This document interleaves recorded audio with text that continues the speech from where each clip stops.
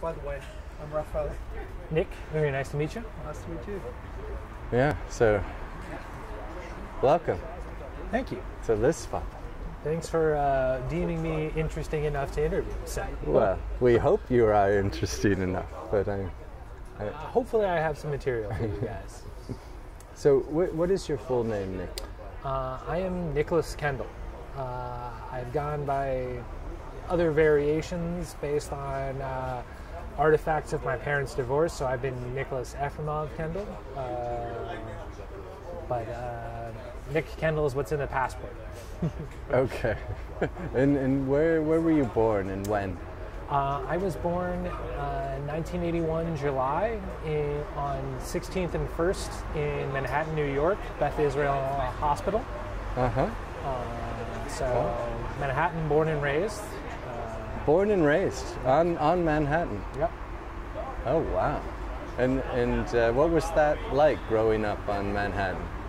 So, since I was growing up with it, I never really knew it as different. Over the process of growing up, I remember things like when Manhattan was bad, and there were areas you shouldn't go, and maybe I remember stepping on like crack vials on the way to school and that kind of thing. But I never really knew anything different from Manhattan. So until later in college and after really leaving the nest, only then did I really appreciate what craziness like New York City actually is. Sort of the amount of people, how the city is kind of a living and breathing organism. I've developed kind of a love-hate relationship with the crowds and the process and gentrification and that kind of thing. But I'll always be a New Yorker. So it's So it's in your blood, huh? I think so. Yeah, you can take the boy out of the city, but you can't take the city out of the boy. I don't know. And what did you do as a boy? What did you like to do in Manhattan as a boy? I mean, I didn't know that there were other things to do, but like we would go to various playgrounds. I didn't have a very long leash until really like my teens and that sort of thing. So I would say I had a pretty sheltered childhood and growing up, but tried to be a skateboarder, had a bike, crashed, ran around, climbed up and down jungle gyms. Didn't get into too much trouble when I was younger. So the trouble came later on? I mean, I've never really gotten in trouble, but there was more mischief in my teenage and much later years. Yeah. Okay. So you left Manhattan when you went to college, yeah. Is that? And then even that was really just sort of like a satellite, really, because I ended up going to UAlbany, which is about 2 hours up north of New York in the state.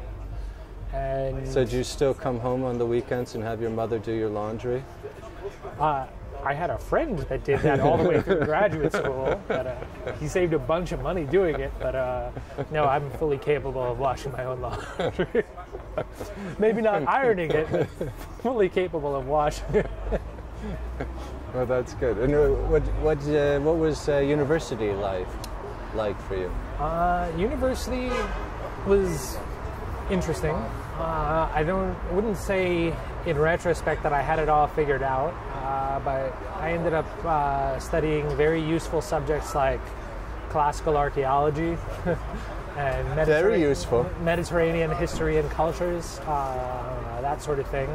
I didn't particularly find school difficult when I first started college, so I didn't think that it mattered at first, which is incredibly naive. But I pursued what I was passionate about. I got to travel a bunch because of it, and one step after another, that path led me here. So I don't think that I would necessarily do it again. I might do it with perhaps a greater emphasis on picking up more practical skills on the way, but it was good. And what was the passion that led you around the world? initially, I got to take part in archaeology kind of as a dumb fluke. Somebody had quit, and I found out about the opportunity as kind of a last-minute opportunity, and it coincided with this moment where I wasn't super happy about what I was doing, so I ended up doing study abroad in England and then signing up for an archaeological project, and then, at least in my mind, everything clicked. Was like a dig? Yeah. It was in Cyprus, of all places. So my first real international experiences were going to Cyprus and then going to do 2 years at Nottingham University in the UK. And when you're young and you don't necessarily see as far as you can, archaeology is super cool because it feeds really two different parts of you, because it's like a physical thing. It takes a lot of work. You have to like swing the axe, move the dirt, screen things. So it's physical and intellectual at the same time. It's a process of discovery. So I think it feeds a lot of different things, and it can be very attractive. That's definitely what enamored me in the whole process, and this whole moving from the known is moving from the known into the unknown. So really, this idea that you can be a detective of things that happened 2,000, 4,000, however many years ago, if you know what to look for. Mm-hmm. And when you're starting out, you don't know what to look for, but you know that you can know, and that's what's exciting. I see. And were you a part of any big finds or interesting finds? Everything that I was involved with, I would say, was interesting. I wouldn't say it's National Geographic sensationalist site. The first site that I worked at, it was destroyed by an earthquake. So there were moments where, we would take away stones from a wall that had collapsed, and there were people underneath it, or their bones, that kind of thing. So it was a very poignant and tangible reminder that this is not just something left over. These were people's lives, and I think that connection, making that connection personal, is what's really interesting and exciting. Separately from that, I've been involved in research going way back up to the modern. So I've been involved in projects where we've had to call the state police because we found a burial that wasn't marked and they needed to know if it was a murder. Really? Okay. But so the importance and the sensationalism of the finds, I think that's relative to the observer. I've found all of the research that I've been involved with very interesting. And I also really had the privilege to take part in a lot of projects that I think were fascinating and definitely pushing the cutting edges of research. They might not make it to the front page, but it was definitely very cool. Okay. And did that somehow lead you to Germany? Is that how you ended up here? Not directly. My own path to Germany, I basically ended up here because of love, as much as anything else. I ended up meeting my wife while she was on vacation and I was working in Hawaii, of all places. Were you doing a dig in Hawaii? I wish. I was moonlighting with the University of Maui College. They had an archaeology course, and I basically volunteered as an assistant instructor to stay involved. But at the time, I was selling art, which is one of the viable ways of supporting yourself on Maui. Sure. And how long were you on Maui? I had the good fortune to spend 3 and change years on the island. It's a beautiful place. So beautiful. One of the most beautiful places. Maui no Kauai. There's no other way to put it. So I really had the good fortune. I wish it was more sustainable than it is. I wish it wasn't so expensive. And Yeah. Every one of my plans is to go back, or about making going back feasible. So that's kind of what you're working on now to get back to Hawaii? Medium range plans, but yeah.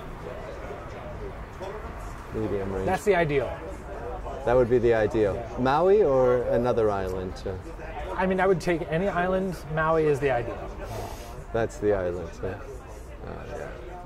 What's the best spot on Maui? If someone goes to Maui, what must they see?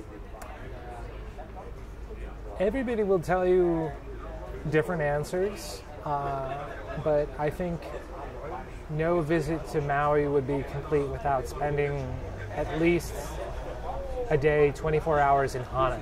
The very east side of the island is probably the most remote. For your average tourist, there isn't much to see there, but it's really where you can connect the most with nature. That's really where you feel, the juju or, the mana of the island. I don't know how else to put it, but... So that's the magic spot for you? Or? That's also where the locals go to recharge. It's hard to get there, it's harder to stay there, but if you can get there, it's fantastic. Venus pools, I forget the exact mile marker, but 47.5 or something. There's a bridge there, stop on the left side, follow the river. There's a fantastic place to go rock jumping. It's this little place where you have a freshwater stream feeding an ocean lagoon, and it's just magical. And from 30 centimeters off the water to upwards of 30 feet, you can jump and it's safe, and it's fantastic. It's magical. No other way to put it. Oh, nice. And so you came here because of love. So yes. Love brought you to Frankfurt. Yes. And how long have you been here now in Germany? This is going on my 4th year. So the anniversary will be in October. I like Germany a lot. I didn't really experience a culture shock or anything along those lines. I lived in Europe. I'm definitely a Europhile, so I had context for the mentality and what it would be like and that sort of thing. I mean, as an American, it's really hard to get over nothing happening on Sundays, but otherwise it's good. There are benefits and detriments. My wife and I go back and forth on the debates about what's better on which side of the pond, but I like it here a lot, so I could definitely make this my home. Yeah, you can make it your permanent... Yeah, and it's certainly become so for the time that I've been here. Oh, that's... And what are the benefits that you see? I like the European mentality, and there's a huge distinction I find between the American hyper-capitalist mentality of work, grind, 24 hours, 10 days with sick days off per year, and just this constant hustle. If you're not hustling here, people take it easy. I mean, the fact that everything is shut down on Sunday and you have to pay people more to work and get a permit for it, it's frustrating, but I get the mentality, and I like that that's enshrined. I think in the U.S., the hustle and the grind, it's too much and it's the wrong mentality. And just my perspective, but I've met other expats from the U.S., not necessarily American ancestry, but other people, and once they've stepped away from it, sort of the more relaxed European attitude is very, very attractive. The detriments are, of course, that the average salary here is around 2,000 euros per month, so there's a lot less in the way of I guess, individual improvement, you know, being able to bootstrap yourself. There's no reinventing yourself, and I don't know what's better, actually. So ideologically, I feel more akin with the European side of things, but, you know, I still have I have some limited frustration with the way things work here, so I would like a hybrid of the two. Yeah, I could see that. And what is it that keeps you going? Do you have a passion, something that, you know, really pushes you, or? So individually, my interests are schizophrenic's not the right word, but a little ADD. I mean, I can be very interested in any number of things. My own personal driver at the moment is personal growth. So both in terms of professionally and, you know, financially and whatever else have you. The wife and I were building a family, you know, whether that's more cats, children, whatever, but, you know, we're working on building that, and that's really my primary focus now. It's, you know, less external, it's not a subject, but, you know, of course, I can be very interested in anything from, you know, why the Chernobyl disaster happens to, you know, why particular customs or etymological roots. So it doesn't take a lot to spark my interest, much less to change it. Okay. And has there been someone in your life, or maybe more than one person, who's been a really big influence on you? Who's it's hard to name people individually. I mean, in terms of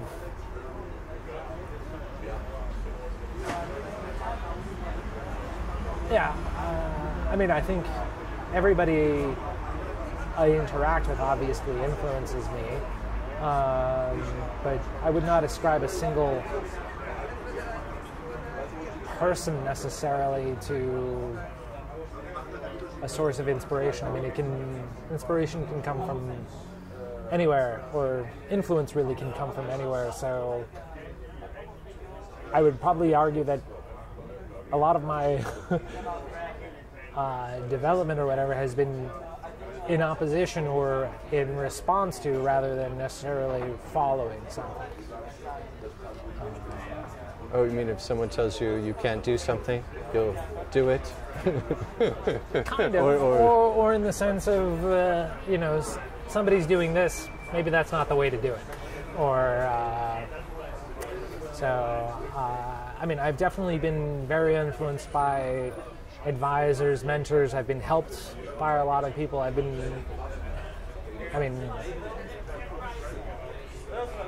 mean, probably my mom of all people, but mostly in the sense that she kind of let me go.